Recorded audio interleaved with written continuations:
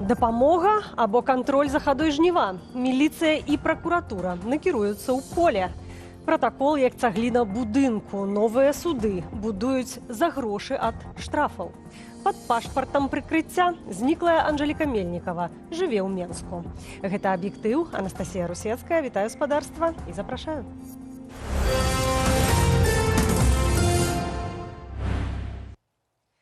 На полях сінявокай робіцца душна, і гаворка не пра спёку, а пра колькасць кантралёраў за ўборачнай кампаніяй.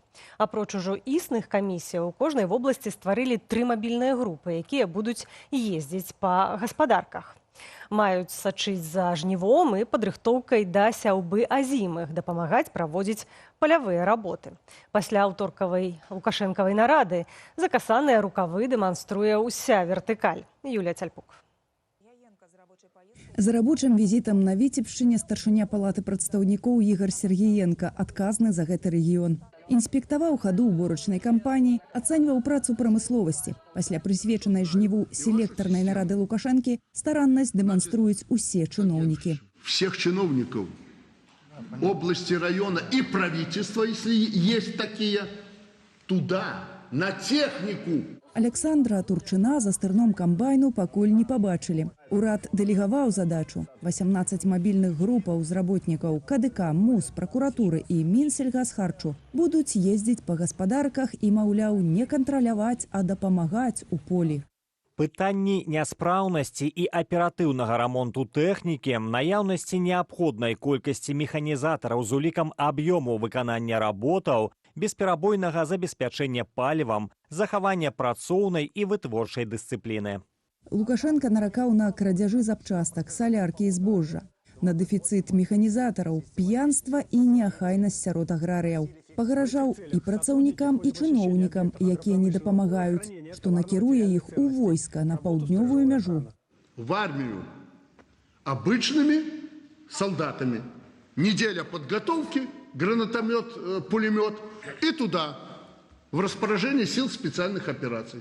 Нават прапагандысты пачулі правільна і звярнуліся з пытаннем да міністра обороны. Нерадивых работников с уборочной направлять в армию. На перевоспитание, есть ли у вас уже понимание, как это может быть?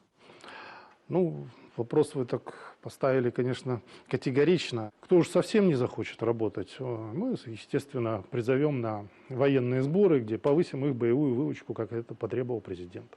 Мінабароны падключае да працы ваенкамаў. Тыя правядуць свае нарады з мясцовымі органамі ўлады і выведуць іх з кабінетаў на палеткі. Перад заявою Хрэніна Дмітрый Круты анансаваў такі ўзмоцнены кантроль за дысцыплінай. Аднак пра санкцыі для дзяржаўных службоўцаў, абвешчаныя узурпатарам, ужо не вялося. Вайсковы камісар, кіраўнікі ваенкаматаў і гаспадарак будуць вызначаць спісы недобрасумленных працаўнікоў. Вот как Россия использует жизни бандитов, преступников, в тюрьмах набирает, там, как на мясные штурмы отпускает. Так же и у нас. Кого отправлять? Не кто хорошо работал, а кто плохо работал, соответственно, кто провинился, того отправят на эти сборы. То есть это, то же самое ЧВК Вагнера. Эксперт кажа, што каб самым у турму не трапіць, кантралёры ўсіх рангаў цяпер будуць паказваць сваю працу на палях. І узгадвае савецкую практыку каля стагоддзя таму. Тюрьмой можно пугать, расстрелами. Вплоть до расстрела все равно будут воровать. Потому что это ничего. А вдруг никто не узнает, а вдруг никто не увидит. Люди не заинтересованы в том, чтобы производить продукцию, чтобы приносить прибыль, чтобы зарабатывать деньги. Люди просто отбывают свое время, отбыли в колхозе, зарплату получили и разошлись. Лукашенко ўжо ў чарговы раз змушае чыноўнікаў са свайго атачэння персанальна брацца за праблемы на сяле. Сярод апошніх прыкладаў Наталья Качанова, якая інспектавала кароўнікі. Падзяжа быть не должно и должен быть порядок. Я буду приезжать сюда часто. І былы міністр унутраных справаў, які то камяні збірае, то за рыдлёўку хапаецца, то за бульбу. Положить, выровнять, окультурить это место. Юлія Цяльпук, Белсат. Лукашенко зрабіў шэраг кадравых прызначэнняў. У прыватнасці ён змяніў кіраўнікоў адразу 2 міністэрстваў. Міністрам архітэктуры і будаўніцтва стаў Вадзім Альшэўскі. Раней чыноўнік займаў пасаду намесніка старшыні берасцейскага аблвыканкаму. Міністрам лясной гаспадаркі прызначылі Сергея Ульдзіновіча, які да гэтага ачольваў Менскі лясгаз. На дадатак Лукашенко прызначыў амбасадараў у Таджыкістане і Мазамбіку, а таксама некалькіх кіраўнікоў райвыканкамаў.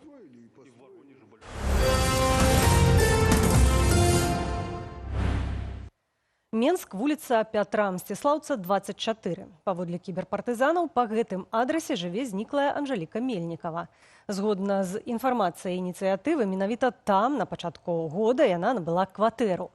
Кіберпартызаны таксама сцвярджаюць, што Мельнікава мае пашпарт прыкрыцця на імя Ангеліны Аляксеевны Радзівонавай. Гэта можа сведчыць пра супрацу жанчыны з КДБ. Анжэліка Мельнікава з 2021 года жыла ў Варшаве, адкуль з'ехала разам з дзецьмі ў лютым 2025. Апошні раз яе бачылі на Шры-Ланцы, куды ў гэты ж час прыязджаў супрацоўнік выведкі Аляксей Лабеяў.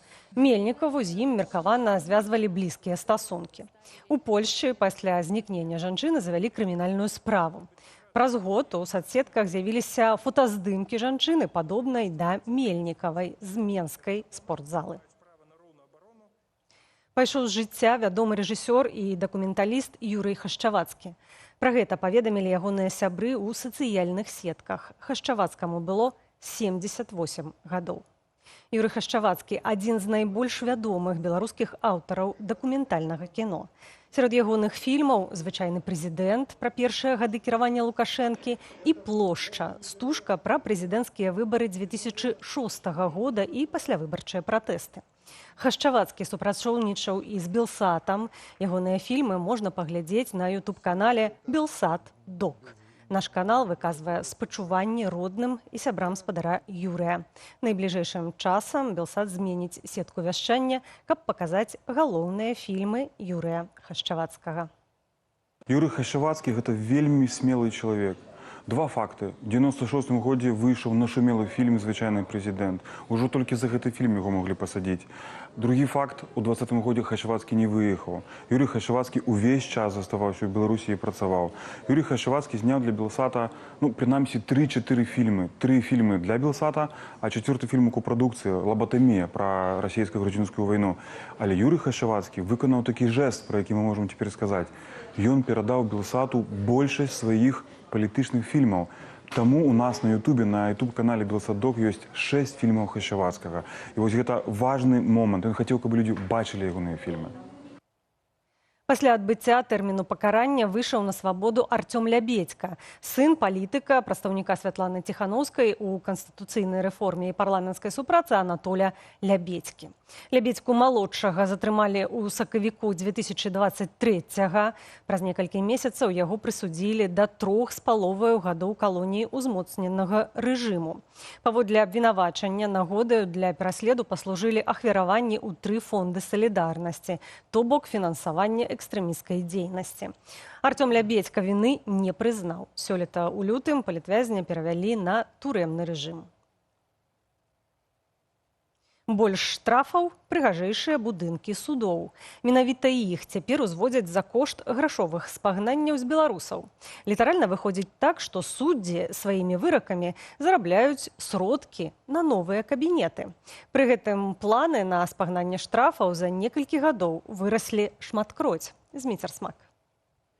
Утульныя скураныя крэслы, мэбля з высакаякаснага дрэва і нават упрыгожванні ў выглядзе грэцкай багіні Феміды. Выглядае, што на працоўныя месцы беларускіх суддзяў грошай не шкадуюць. Тым больш паводле тэндэраў аплачваюць усё гэта беларусы са сваіх штрафаў. Купляюць нават малаткі, якімі суддзі літаральна выбіваюць сабе новы будынак.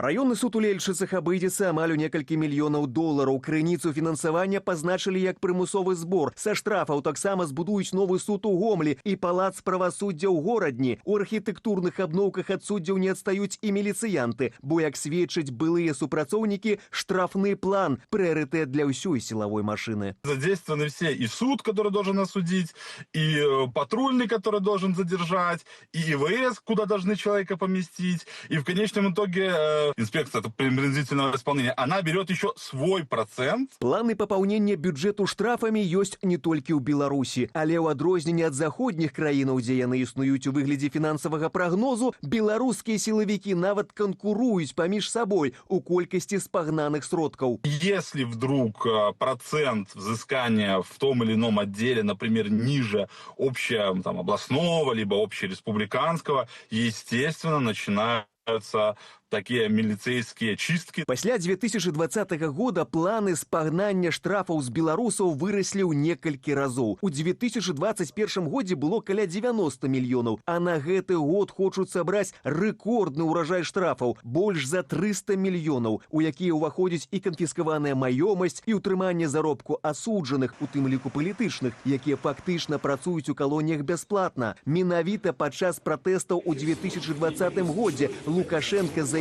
што не пашкадуе грошаў для сілавікоў і фактычна загадаў суддзям будаваць тоталітарную систему. Несмотря на то, что у нас несколько авторитарная система, а надо сделать так, чтобы система работала не завязанная на личности, в том числе и Лукашенко. Тое, што ў выніку зрабілі, Лукашенку спадабалася. Прынамсі, калі зважаць на колькасць узнагародаў суддзям і новых судовых палацаў, якім на меркаванне саміх законнікаў цяпер зайздросціць увесь свет. Завидуют нам, завидуют нашему дворцу правосудия, который сегодня считается одним из лучших в Европе. Калі штрафы, што хочуць сабраць у гэтым годзе размеркаваць на ўсіх беларусаў разам з немаўлятамі, то за новыя нагоды для зайздрасці кожнаму давядзецца заплаціць каля 40 рублёў. Зміцер Смак, Белсат. Новыя санкцыі Еўразвязу супраць Расіі закрануць Беларусь. Увядзенне 21-га і самага буйнога за 4 гады пакету абмежаванняў анансавала вярхоўная прадстаўніца ЕЗ ў вонкавых справах і палітыцы бяспекі Кая Калас. Паводле яе пад санкцыі трапяць больш за 100 банкаў і крыптааператараў, больш за 40 судоў ценявога флоту, а таксама некалькі нафтаперапрацоўваючых заводаў у Расіі і Беларусі, якія дапамагаюць Маскве працягваць вайну. Новаполацкі нафтан, у адрозненне ад мазырскага НПЗ, з 2022 года знаходзіцца ў санкцыйных спісах Еўразвязу. Спачатку чыноўнікі і прапагандысты пачалі цкаваць людзей за публічныя скаргі ў сацыяльных сетках, а неўзабаве нават афіцыйныя звароты беларусаў могуць аказацца па-за законам. Завяршылася грамадскае абмеркаванне праекту закону пра звароты ў дзяржаўныя органы. Тэму працягне Ірына Дарафейчук.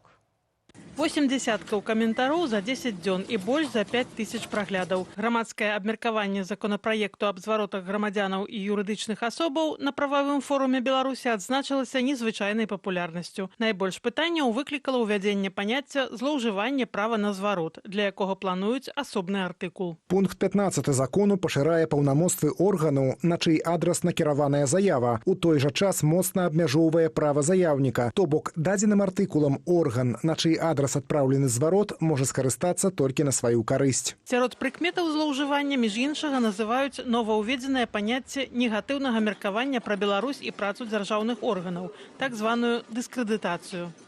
Праблема. Тэрмін дыскрэдытацыя настолькі шырокі, што пад яго можна падвесці любую негатыўную ацэнку, нават калі яна пацверджаная. Прапанаванае рашэнне выразна указаць у законе, што не ёсць дыскрэдытацыі пераказ фактаў, якія былі прызнаныя сапраўднымі, а таксама выказванне суб'ектыўнай думкі, заснаванай на такіх фактах. Нагадваюць у каментарах і тое, што артыкул 40 Канстытуцыі гарантуе кожнаму грамадзяніну права на зварот і абавязковы адказ па сутнасці. А паводле праекту новага закону любы зварот можна будзе адхіліць, увогуле не разглядаючы. І нават адмовіць чалавеку ў асабістым прыёме. Пры гэтым заяўніку нічога не паведамяць і нават не вернуць арыгіналаў дакументаў. Калі няма незалежных медыяў, калі няма зваротнай сувязі, адзінае, што можа рабіць грамадства, гэта пісаць звароты в гэтай дзяржорганы і масава пісаць гэтыя звароты. Але і тут яны не хочуць атрымліваць гэтую зваротную сувязь ад грамадства, бо лічаць, што гэта перашкаджае іх сур'ёзнай працы.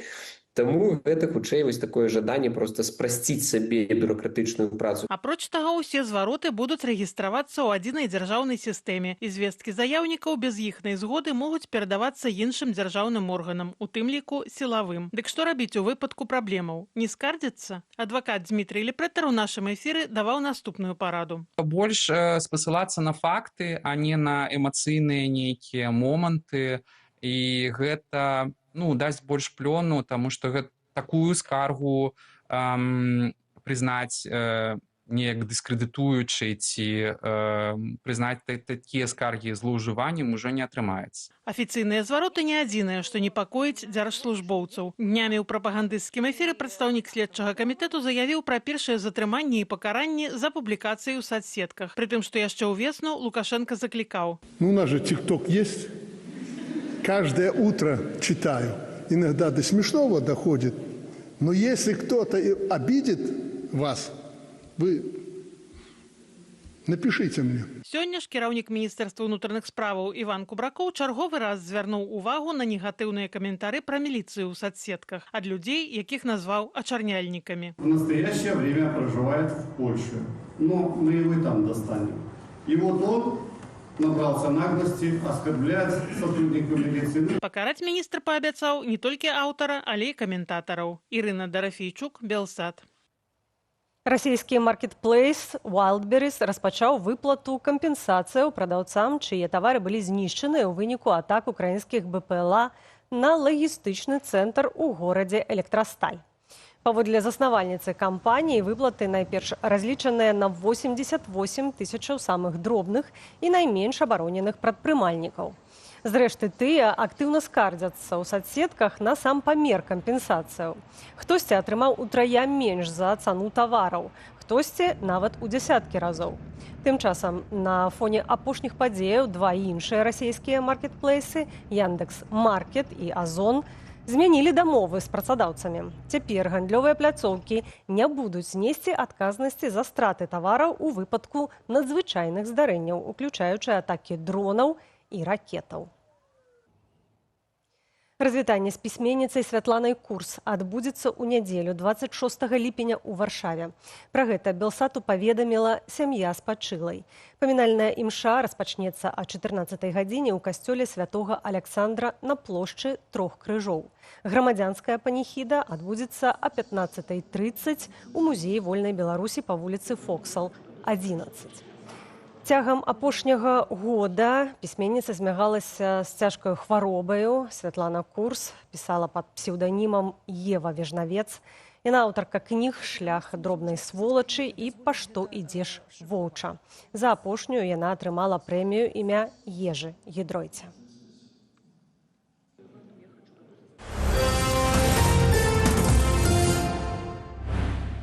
Барысаўскі Батэм менш чым праз гадзіну распачне сустрэчу другога раунду кваліфікацыі футбольнай лігі канферэнцыяў.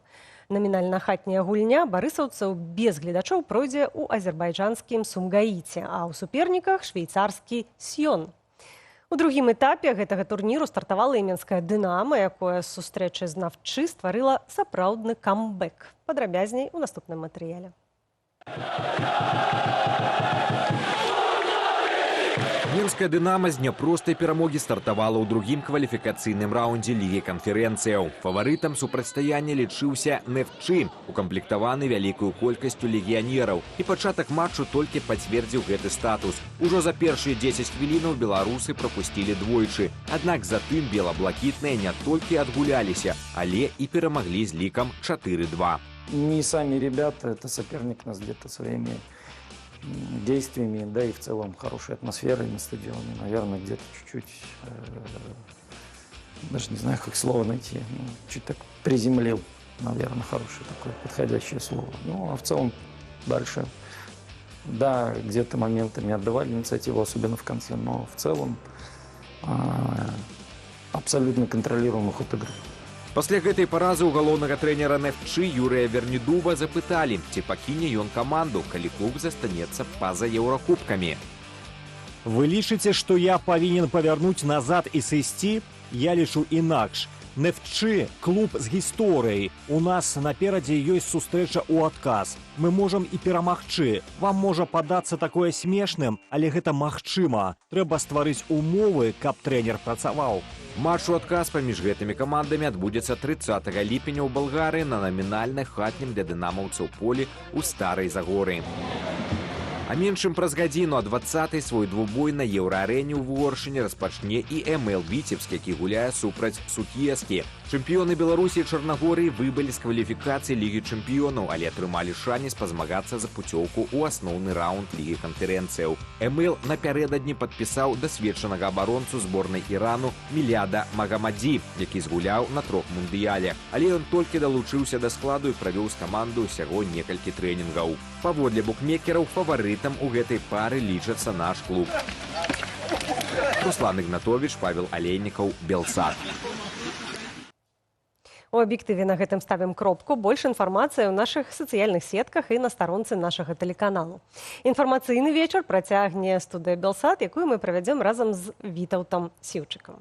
Кіраўнік адміністрацыі Лукашэнкі абражае вяскоўцаў, пужае іх мабілізацыяй у войска, нягледзячы на іхны стан здароўя.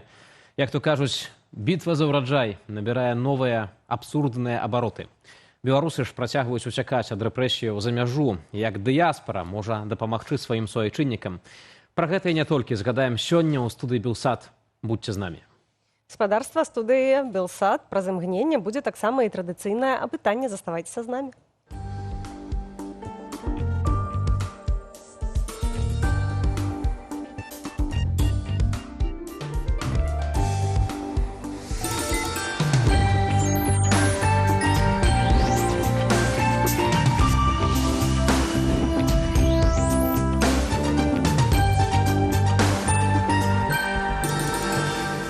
Спадарства, гэта студыя Белсата, для вас працуюць Анастасія Русецкая. І Вітаўт Сіўчык. А мы да першай тэмы. Першая тэма датычная кадравых перастановак. Лукашенко працягвае перастаўляць сваіх функцыянераў. Чарговы дзень і два новыя міністры. Кіраўніком міністэрства архітэктуры і будаўніцтва прызначылі Вадзіма Альшэўскага, а міністрам лясной гаспадаркі Сергея Ульдзіновіча. У спадзеве на павышэнне эфектыўнасці працы ўлады таксама прыдумалі і новае пакаранне для беларускіх аграрыяў. Працаўнікоў, якія дапускаюць парушэнні падчас уборачнай, будуць адпраўляць на вайсковыя зборы. І ўжо выпрацавалі механізм, каго, куды і як.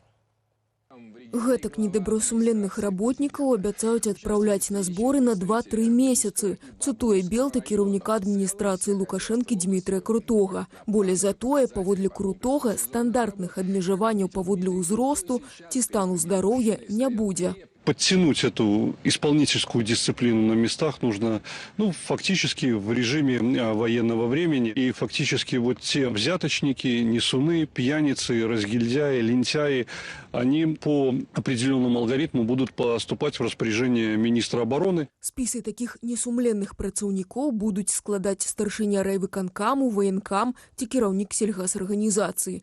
А на зборах ім абяцаюць вайскова-выхаваўчыя вучэнні з элементамі фізічнай падрыхтоўкі. І спадарства, мы у вас сёння пытаемся ў нашым традыцыйным апытанні, ці падтрымліваеце вы ідэю вайсковых збораў для нядбайных работнікаў. Варыянты адказаў: так, гэта дысцыплінуе, не, гэта незаконна, лепш палепшылі б умовы працы, і цяжка адказаць, калі ласка галасуйце, галасаванне ананімнае, таму бяспечнае. А у нас на сувязі з'явіўся Юры Дракахруст, палітычны аглядальнік. Спадар Юры, добрый вечар. Добрый вечар. Прывітанне, добрый вечар вам і добрый вечар гледачам Белсата. Перад тым, як пачнем абмеркаванне апошніх кадравых перастановак, а таксама ініцыятывы ўладаў адносна, так бы мовіць, аграрыяў на вёсцы, як яны там працуюць і гэтак далей, хацеў бы, каб мы некалькі словаў прысвяцілі светлай памяці Юрыю Хашчавацкаму, кінарэжысёру, грамадскаму дзеячу. Літаральна перад эфірам мы даведаліся, што ён адышоў у вечнасць. Спадар Юры, як вы яго згадваеце? Я добра ведаў Юрыя. Мы даволі шмат камунікавалі ў 90-е гады. Я думаю, што для людзей маго пакалення адной з самых важных падзеяў, самых галоўных падзеяў яго творчага шляху, і это, я б сказаў, і падзея беларускай палітычнай гісторыі. Гэта, зразумела, яго стужка пра Александра Лукашэнку. Яна тада зрабіла эфект проста як бомба. Это такая хроніка, як бы мовіць, ранняга Лукашэнку. Ну, я чуў нейкія байкі, што калі сам Лукашенко паглядзеў, так он ледзь там не стул зламаў ад злосці, так яму это як бы трапіла, і ён зразумеў дакладнасць як бы гэтых метафораў Юрыя, это его іроніі. І, конечно, той вобраз, які быў створаны той стужкай, ён шмат каму запомніўся. У Юрыя было шмат іншых і выдатных, і, можа, у творчым сэнсе нават больш цікавых, больш значных стужак, але гэтая стужка, абыкновенны прэзідэнт, яна стала палітычнай падзеяй. На ее рэагавалі, ее каментавалі, і я кажу, што вот не так часта кіно робіцца часткай гісторыі. Ну, вот я могу сказаць, што, скажем, калі браць савецкі перыяд перабудовы, ну вот фильм Абуладзе, ён быў такой же стужкой, которая потом разлетелась на цитаты, колькі ісці да храма там і гэтак далей. Вот я бы сказаў, што для Беларусі стужка Хашчевацкага, она мела такое ж значэнне, такое ж вялікае значэнне. Гаспадар Юрый, калі пераходзіць вось да гэтых навінаў, якія сёння з'явіліся, два новыя міністры архітэктуры і будаўніцтва ды лясной гаспадаркі, ці увогуле гэтае прызначэнне маюць нейкае вялікае значэнне так для беларускай палітыкі? Усё ж падаецца, міністэрствы не такія топавыя. Ну так, я думаю, мне цяжка сказаць, якое палітычнае значэнне яны могуць мець, хутчэй за ўсё ніякага. Наўрад ці адпаведна архітэктура і лясная гаспадарка неяк як бы расквітнеюць пры гэтых міністрах. З іншага боку, они не абавязкова кепскія спецыялісты. Урэшце рэшт, як бы паколькі в гэтых галінах як бы палітыкі не так і шмат, ну, ёсць пэўная адміністрацыйная як бы практыка, прызначаюць, напэўна, не самых ужо і кепскіх спецыялістаў. І в этом сэнсе я не выключаю, што была б у Беларусі як бы квітнела б дэмакратыя, буяла. Магчыма, менавіта гэтых людзей прызначылі бы на гэтыя пасады, і прызначалі б на гэтыя пасады, бо як бы чынавенскі корпус, ён, ну, прыкладна аднолькавы. Дарэчы, і быў бы, калі б, я кажу, здарыліся велізарныя грамадскія змены ў Беларусі, але гэты корпус не вельмі, я думаю, б змяніўся збольшага. Таксама сёння стала вядома, што Лукашенко вырашыў узмацніць ролю Саўбезу. Маўляў, Саўбез павінен не ўпускаць з поля бачання камітэт дзяржбяспекі. Ну, тут трошкі таксама не зусім, можа быць, для шырокай аўдыторыі зразумела, што меў на ўвазе узурпатар. Як вы расцэньваеце вось гэтыя ягоныя такія словы, што Саўбезу трэба больш кантраляваць КДБ, што маецца на ўвазе?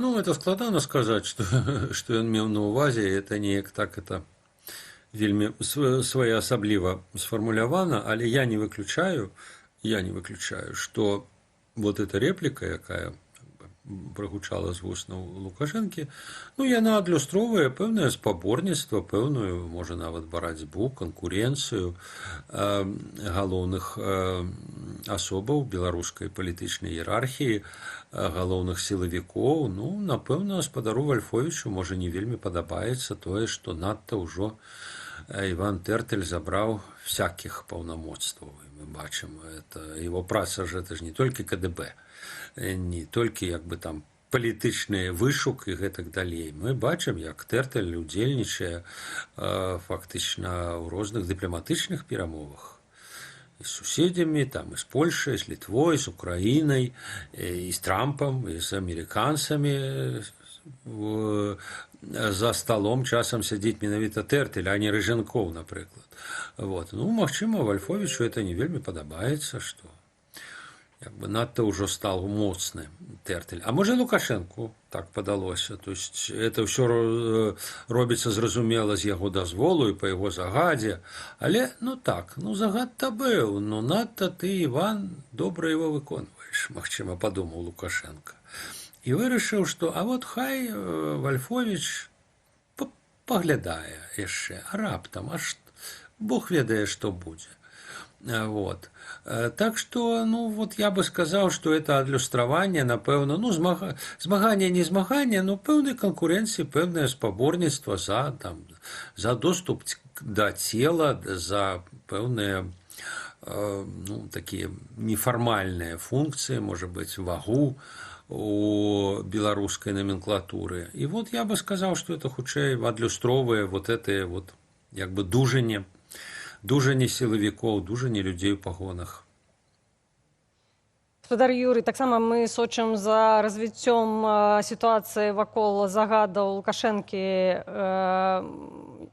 дакладней таго, што ён увёў мабілізацыйны рэжым правядзення ўборачнай, пасля чаго розныя чыноўнікі кажуць пра тое, што трэба кантраляваць работнікаў сельскай гаспадаркі, а калі тыя, маўляў, нядбайныя, то іх трэба скіроўваць на вайскова-выхаваўчыя зборы. Пры гэтым кажуць пра тое, што яны будуць доўжыцца некалькі месяцаў і абсалютна не будуць мець абмежаванняў па здароўю. То бок, на вашу думку, ці тут не ідзе гаворка пра тое, што это фактычнае парушэнне закону, ці агулам можна такім чынам скіроўваць людзей? Ну, ведаеце, я не юрыст, я не знаўца заканадаўства, таму дакладна вам адказаць не магу. Ну, як бы, як прафан у заканадаўстве. Мне здаецца, што вот эта формула, што абмежаванні па здароўю не дзейнічаюць, ну, это даволі дзіўна. Это абмежаванне запісанае якраз у законе. Вось, і, ну, магчыма, будзе прыняты нейкі іншы закон, ці указ Лукашэнкі на гэты конт будзе выдадзены, што, значыць, вот, як бы, можна людзей прызываць на зборы, не зважаючы на іх здароўе. З іншага боку, ведаеце, тут складана, як это будзе аформлена. Бо, наколькі я ведаю, любога чалавека, як бы, прызыўнога ўзросту, ваенкамат можа прызваць на гэтыя зборы, не тлумачачы прычын. Вот просто таму, што бацькаўшчына захацела, запатрабавала. І таму не выключана так, што нейкаму там чалавеку, які, можа, не вельмі дбайна працуе ў калгасе, вось, яму проста скажуць: мы вас прызываем. Таму, што бацькаўшчыне трэба. А насамрэч, так, паміж намі за тое, што вы кепска працавалі. Ну, это паміж намі. Як бы, таму, што в законе не прапісана такая прычына, як бы, з-за кепскай працы. Але я яшчэ раз паўтараю, наколькі я ведаю, прызваць могуць любого і по любой прычыне, не тлумачучы прычыну. Вот я памятаю, здаецца, 2020 году неяк прызвалі нашага калегу, палітычнага аглядальніка Артёма Шрайбмана. Прызвалі і прызвалі. Вы прызыўнога ўзросту. Чаму прызвалі? Таму, што захацелі. Таму, што палічылі, што вы патрэбны дзяржаве. Ну і прызвалі. Пайшоў пару месяцаў, Артём паслужыў. Вот. Так што сам па сабе вот прызыў, як бы, я не думаю, што это незаконна. Прызваць могуць любога. Мужчыну прызыўнога ўзросту. Але мы ж бачым, як бы, пэўны ажыятаж. Але ведаеце, што тычыцца як бы механізму, я себе уяўляю, ну вот якая моя такая рэканструкцыя сітуацыі. Відаць, ёсць праблемы з уборкай. Не ведаю, якія, ці таму, што там хто-то не кепска працуе, ці нейкія іншыя. Вось. В этом сэнсе гаспадар круты, чалавек дасведчаны ў эканоміцы, ён ведае, як бы, якія ёсць эканамічныя метады.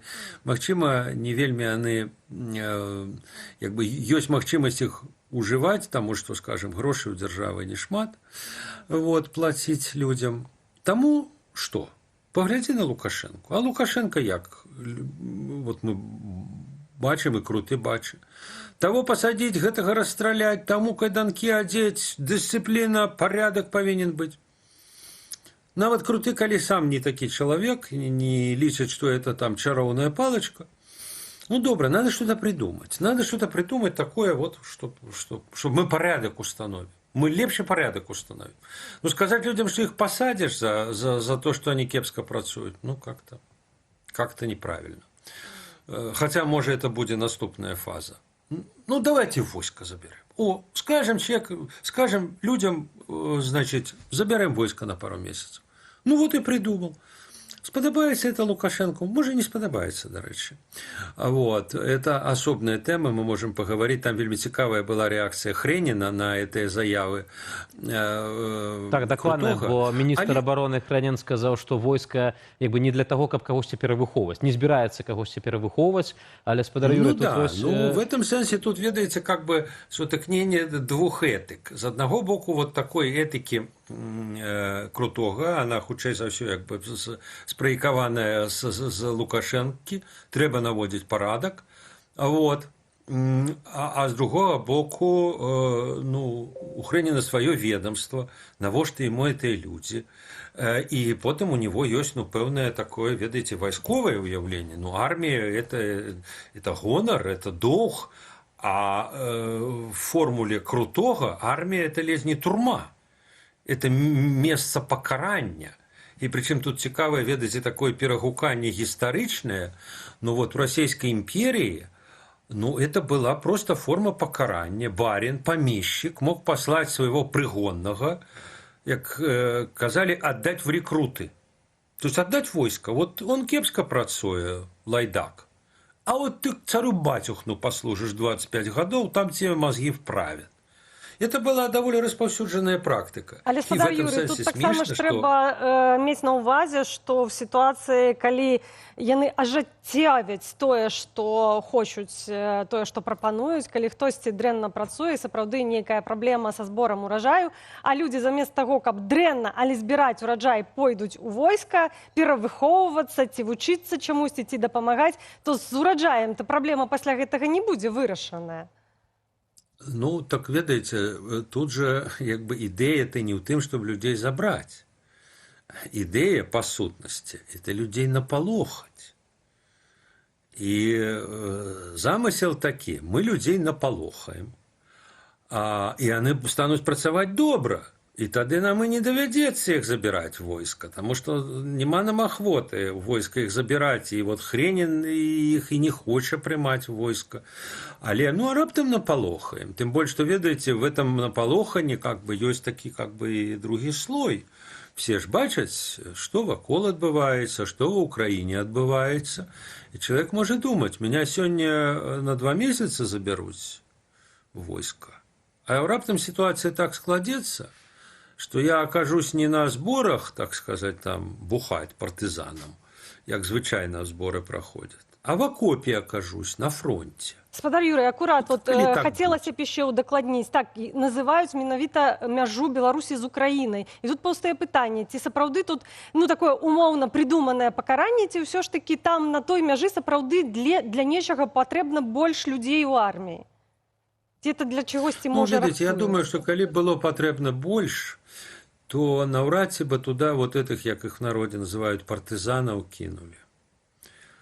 Потому что, калі б уже война пачалася, то все ж таки, як бы, посылать людей просто на смерть, это и так бы было посылать на смерть, но мела сэнс посылать людей, хоть неяк спрактыкаваных неяк. А тут, просто человек от працы, от сахи, что называется, от рала забрать, это просто смертник. Просто бачым, гэта такія вось метады, як вы згадывалі з часоў Расійскай імперыі, і адпаведна эпітэты ўжывае вось нават кіраўнік адміністрацыі Лукашэнкі, называючы людзей, якіх могуць на зборы забраць, цытата, п'яніцамі и лайдаками, то практично навешивающие руки ображающие. Я думаю, что вот этот вот тест, то есть, хутчэй за все я кажу, хутчэй за все, ведаеце, будет так.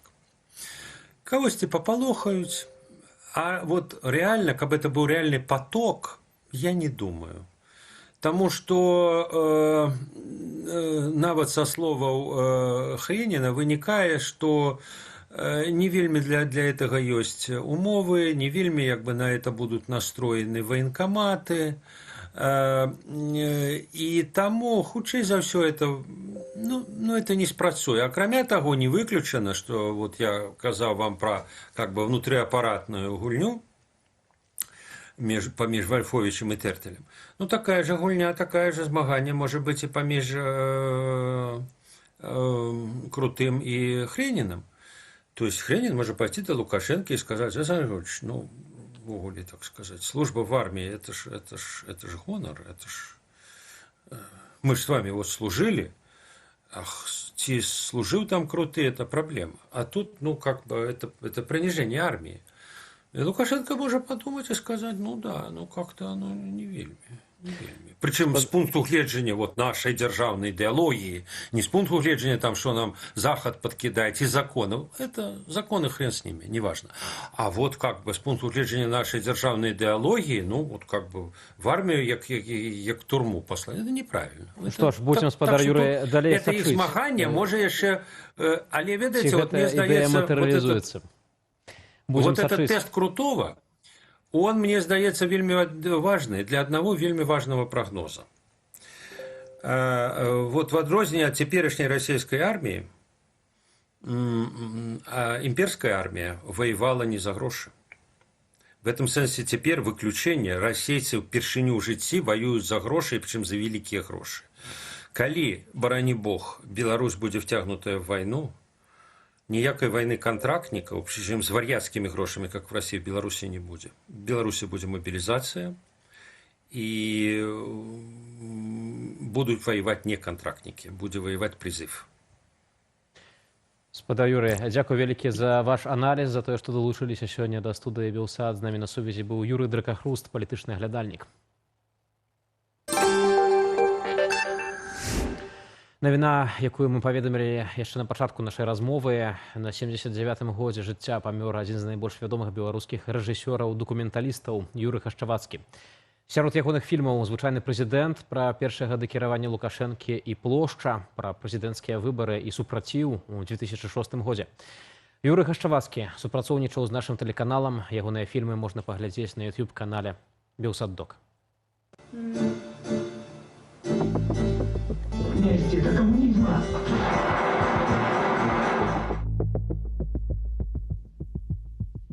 В штабе, потому что я не знаю. А сейчас пойдет по интернету раз, и невозможно сменить. Когда-то сделал, и все. Я понимаю, что зависимым людям труднее, но тем не менее надо научиться сделать усилия и вернуть себе чувство достоинства. И не подчиняться вот этой лживой, необразованной, невежественной массе, которая тебя давится. Как бы ни посчитали, мы с вами будем жить в другой стране. Стране, которая свободна от иго, свободна от диктатуры. Свободу для нас ніхто спинить не зможе, бо разом ми, і ми переможемо, штом гэта мириться будем. Белсат пошел дальше. Он встал в разряд очень влиятельных негосударственных СМИ в Беларуси. Он осуществляет ту борьбу, которую сегодня требует наше общество. Это произошло в небольшом белорусском городке Шклове. Каковы ваши первые шаги? Я уже сказал. Будем разбираться с жуликами сначала в правительстве, а потом со всеми остальными. До окончания второго тура президентских выборов оставалось всего несколько часов. Утречком встали, вдохнули, выдохнули и сказали себе: я свободен. И жить свободными людьми, людьми зваться.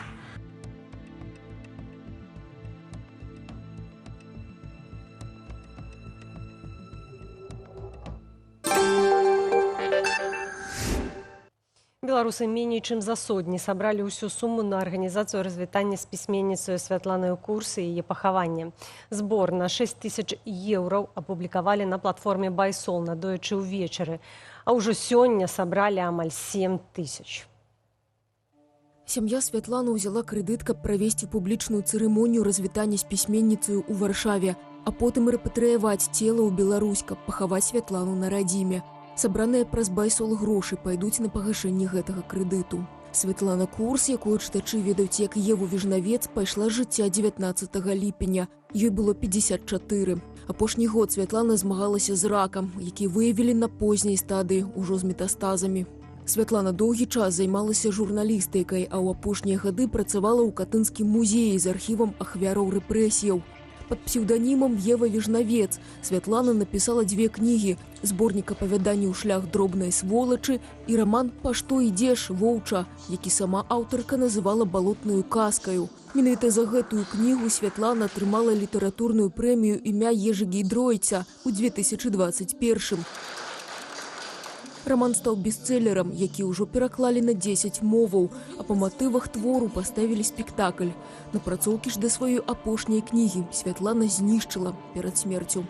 Развітанне з пісьменніцаю ў Варшаве адбудзецца ў нядзелю 26 ліпеня, а 14-й памінальная імша ў касцёле святога Александра на плошчы 3 крыжоў, а грамадзянская паніхіда о 15:30 у музеі вольнай Беларусі на вуліцы Фоксаль, 11. Прадстаўнік фонду «Байсол» Антось Жукаў з'явіўся ў нашай студыі. Антось, добры вечар. Добрый вечер. Пачулі мы пра тое, што беларусы вельмі хутка зарганізаваліся і з дапамогай вашай платформы сабралі неабходную суму для развітання і пахавання пісьменніцы Святланы Курс. То бок бачым, такая беларуская еднасць за мяжой прынамсі тут жыве. Безумоўна, безумоўна. Гэта такая трагічная навіна, ведаеце, мы ўсяго год таму збіралі для спадарыні Святланы вялікі збор на яе лячэнне, але, на жаль, так здарылася, што гэта не дапамагло, і мы бачым проста вялізную салідарнасць. Мы толькі апублікавалі збор, і літаральна за ноч ён сабраўся. І мы бачым, што беларусы, яны любяць Святлану спадарню, яе творчасць, і я думаю, што яна будзе жыць у гэтай творчасці. Звычайна ў такіх сітуацыях да вас родныя звяртаюцца, ці вы ўсё ж такі падыходзіце з прапановай выходзіце да родных, што магчымы такі збор? Все залежыць ад сітуацыі. Калі мы ведаем, што, напрыклад, чалавек знаходзіцца, родныя знаходзяцца дзесьці за мяжой, яны ў бяспецы, тады мы можам прыйсці і звярнуцца, сказаць чалавеку, што так, мы можам адкрыць збор, все ж такі такая медыйная вядомая асоба. Але калі мы ведаем, што чалавек знаходзіцца, прынамсі у нас няма інфармацыі, што чалавек знаходзіцца за мяжой, тады мы не можам прыходзіць да людзей, бо мы можам падставіць чалавека у пэўнай ступені, звязацца з ім, а ён, напрыклад, не ведаю, дзесьці ў турме знаходзіцца, ці нешта яшчэ здарылася. Все ж таки мы стараемся не быць такімі назойлівымі у тым сэнсе, каб не падставіць чалавека, які знаходзіцца ў Беларусі, бо любая супраца з намі, яна можа абярнуцца крымінальнай справай. Збор яшчэ працягваецца. Так, безумоўна, ён яшчэ адкрыты, таму заклікаем падтрымаць яго. І вот акурат, калі я заходзіла, было каля 7 тысяч, амаль 7 тысяч, напісана з запланаваных 6. Далей будзе планка павышацца, ці гэта ўжо Не, як? безумоўна, планка не будзе тут павышацца. Колькі беларусы хочуць сабраць, толькі мы збіраем. І все перадаецца родным? Так, безумоўна, все сродкі будуць перададзены родныя на развітанне. Антон, згадалі вы пра людзей рэпрэсаваных, пра людзей, якія таксама знаходзяцца і тут у замежжы, якім можна, скажам так, больш адкрыта, публічна збіраць дапамогу. Але ці ёсць такі водгук на нейкія таксама іншыя ініцыятывы? Як вы унутры каманды адчуваеце, ці не згасае, ці няма такой, ведаеце, можа, нейкай стомленасці нават тут у дыяспары нашымі справамі? Безумоўна, пэўная такая стомленасць ёсць, так? Бо кожны дзень мы бачым рэпрэсіі, і так працуе псіхіка чалавека, што ты не можаш ужо так жа востра рэагаваць, як у першы раз. Але калі глядзець статыстычна, то кожны год беларусы збіраюць для іншых беларусаў на пляцоўцы «Байсол» каля 1 мільёна еўра. Гэта вялікая сума. І гэта вялізныя грошы, насамрэч. І мы бачым, што гэта сума не змяншаецца год ад году, таму я могу сказаць, што салідарнасць на лічбах, літаральна, якую можна падлічыць, яна не змяншаецца. Калі ёсць цяжкасці альбо сітуацыя жыццёвая, балючая, да вас звяртаюцца з радасцю, да вас прыходзяць на зборы? На жаль, наша пляцоўка – гэта сумная звычайная гісторыя. Все ж такі вельмі часта, як мы бачым, так, хтосьці памірае, вядомыя асобы і не вельмі вядомыя. Бываюць выпадкі, вось як зараз у нас ёсць на сайце збор, мама з 3 дзеткамі і яе муж загінуў за Украіну, ён быў добраахвотнікам, і яна з дзецьмі знаходзіцца ў Беларусі, на яе працягваюць ціснуць нават пасля смерці мужа. Розныя гісторыі, звычайна, ну, на жаль, яны не самыя вясёлыя, але мы вельмі цешымся, калі збор закрыты і, напрыклад, чалавеку атрымалася вылечыцца, ён пачынае некае новае жыццё. Вельмі часта бывае, што людзі просяць так не рыбку, а вуду. Яны просяць, напрыклад, быў у нас збор на электрасамакат, каб чалавек з абмежаванымі здольнасцямі мог працаваць у дастаўцы ежы. На сродак працы. Так, і ён зараз зарабляе гэтым. Ён сабраў на пляцоўцы ў нас грошы, зарабляе і будуе сваё новае жыццё. Ну, так як бы сама назва «Байсол», «сол» як салідарнасць, таму салідарнасць часта патрэбная, калі камусьці цяжка альбо дрэнна. Антось, некалькі гадоў таму мы досыць часта публічна чулі пра тое, што вось каманда «Байсол» дапамагла эвакуявацца гэтаму чалавеку іншаму, некаму грамадскаму дзеячу, а часта, можа, і менш вядомай асобе, якую пераследуюць у Беларусі.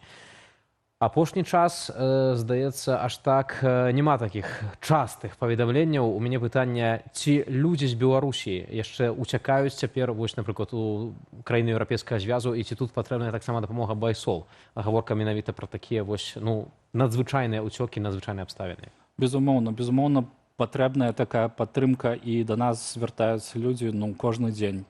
Не было проста такіх як бы медыйных кейсаў, медыйных асобаў, якія б выязджалі з Беларусі, але такія запыты прыходзяць кожны дзень, бо мы бачым, што рэпрэсіі яны не змяншаюцца, яны робяцца хутчэй больш такімі скрытымі, улады пачынаюць хаваць гэтыя факты, блізкіх, родных запужваюць, каб яны пра гэта нікому не казалі.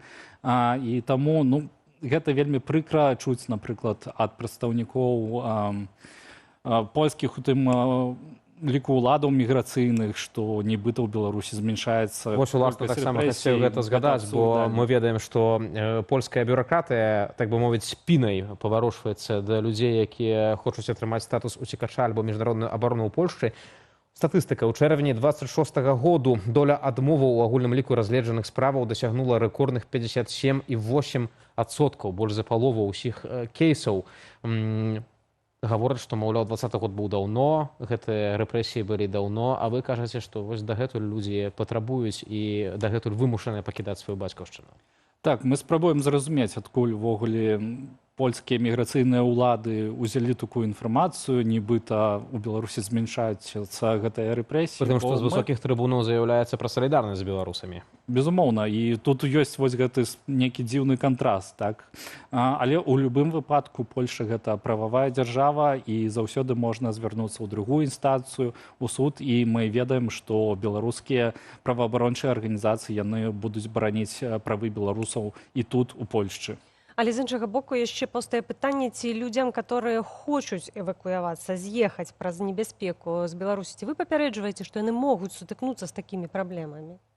Безумоўна, мы ўсё абмяркоўваем з чалавекам перад выездам, тлумачым, што варта рабіць, чаго не варта рабіць ні ў якім выпадку.